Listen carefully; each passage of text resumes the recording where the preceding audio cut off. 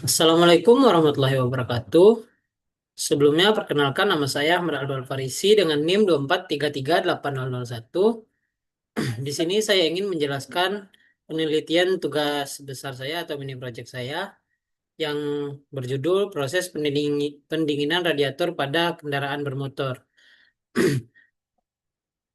pada mata kuliah perpindahan panas dan massa.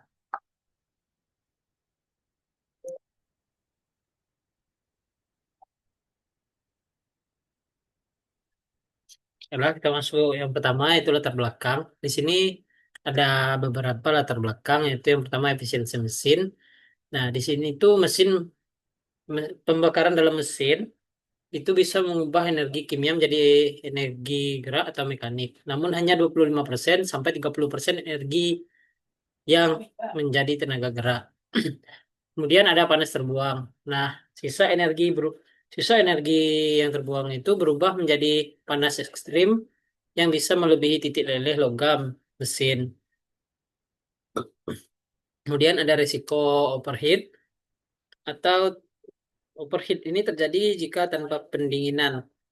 Nah, tanpa pendinginan dapat menjadi pemuaian piston atau seizur, kepala, kepala silinder melengkung hingga kerusakan blok mesin. Di sini ada solusi, yaitu diperlukan manajemen termal menggunakan radiator sebagai alat penukar kalor atau heat exchanger. Nah, di sini ada urgensi analisis. Mengapa alat ini penting untuk dianalisis? Itu yang pertama, relevansi sehari-hari. Hampir semua kendaraan modern menggunakan radiator. Dua, kompleksitas fisika. Di sini melibatkan gabungan perpindahan panas konduksi atau dingin logam dan konveksi paksa atau fluida air dan udara. Ketiga, itu optimasi energi atau memahami desain mesin yang tahan lama dan bertenaga tanpa kerusakan termal. Nah, di sini tuh ada beberapa komponen utama. Ada beberapa komponen utama bisa dilihat di gambar.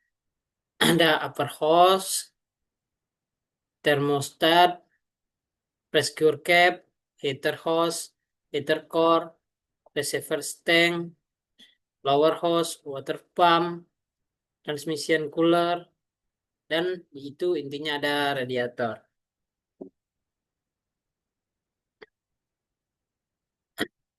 Di sini upper apa? Yang pertama radiator. Radiator ini berfungsi sebagai logam untuk menyedot atau mendinginkan air. Di sini ada juga water pump. Water pump ini berfungsi untuk menghisap air sehingga terjadi penyedotan air dari lower hose atau dari dalam radiator melalui lower hose masuk ke dalam mesin. Dan di sini juga ada reserve reserve tank atau tempat cadangan atau air dingin. Kemudian ada fan untuk mendinginkan atau fan atau kipas untuk mendinginkan radiator yang terlalu panas. Fan ini sendiri biasanya hidup di tingkat panas tertentu.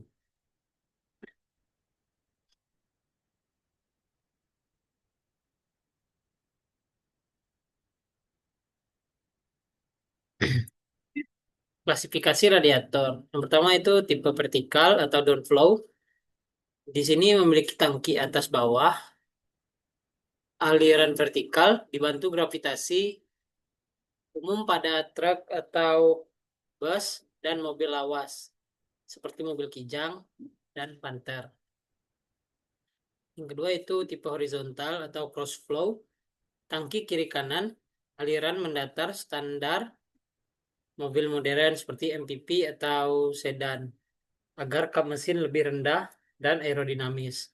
Kemudian itu tipe sepeda motor, compact atau curved, dimensi ringkas pada motor sport menggunakan tipe melengkung curved untuk memaksimalkan tangkapan angin di area sempit. Kemudian ada prinsip kerja sistem. Nah, di sini tuh seperti yang sudah saya jelaskan tadi, yang pertama sirkulasi tertutup, coolant menyerap panas dari mesin. Yang kedua itu termostat membuka aliran ke radiator saat suhu mencapai 80 hingga 90 derajat. Nah, proses pendinginan itu air panas masuk ke pipa radiator, udara melewati radiator, panas berpindah ke pipa lalu ke sirip.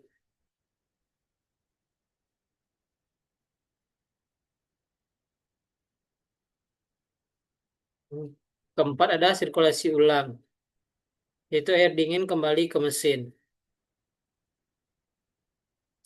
Terus berulang seperti itu hingga saat mesin mati atau kendaraan berhenti. Nah, di sini adalah analisis perpindahan panas. Terdapat dua mekanisme simultan, yaitu konveksi dengan rumus Q kali H kali A kali delta T. Internal antara air, pendingin, dan dinding dalam pipa. Dan eksternal antara udara luar dan permukaan sirip. Itu kemudian konduksi. Nah, rumus Q sama dengan min K kali A kali dt per dx.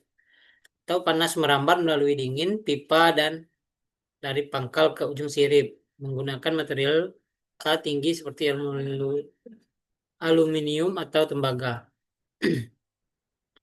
Nah, di sini ada usulan, inovasi, dan pemanfaatan. Yang pertama ada nanofluids atau fluida nano, yang itu menambahkan partikel nano ke radiator untuk meningkatkan konduktivitas termal, sehingga pendinginan lebih cepat.